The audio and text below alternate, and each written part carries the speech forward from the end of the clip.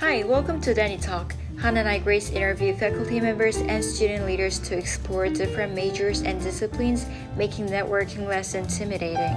Today, we're excited to welcome Dr. Kaboub from Economics Department. My name is Kaboub and I teach economics at Denison.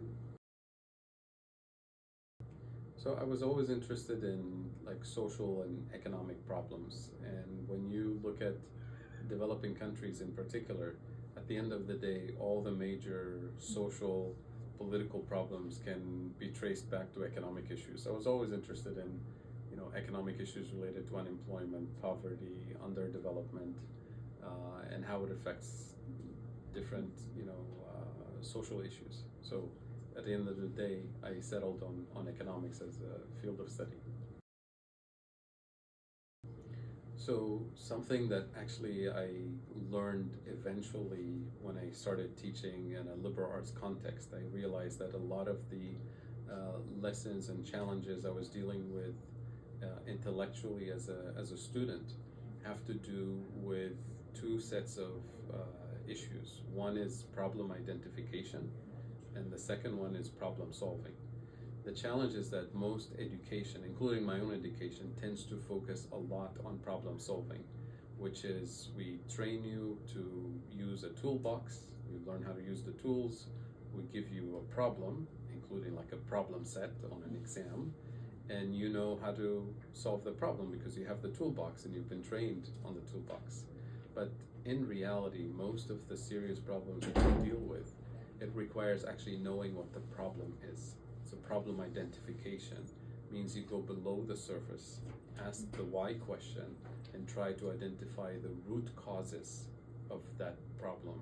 And there are multiple root causes. And that's essentially what liberal arts education tries to do, is to train students to go below the surface, ask the why question, identify the root causes, and that means interdisciplinary thinking, because all major problems are multifaceted and require multi-pronged solutions, and that's where interdisciplinarity becomes critical. So to answer your question, in my education, I was lacking a lot of that interdisciplinarity because I specialized in economics and I studied in a kind of francophone educational system that's not liberal artsy at all.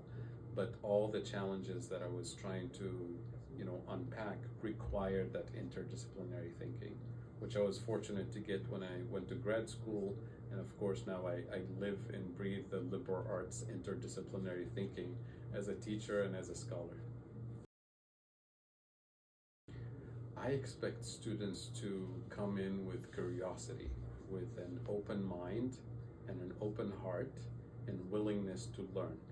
Because my job is to, unpack complicated concepts, present students with challenging ideas, challenging real world scenarios, and then reviewing what different schools of thought, what different approaches, theoretical approaches, conceptual approaches have taught us about those problems.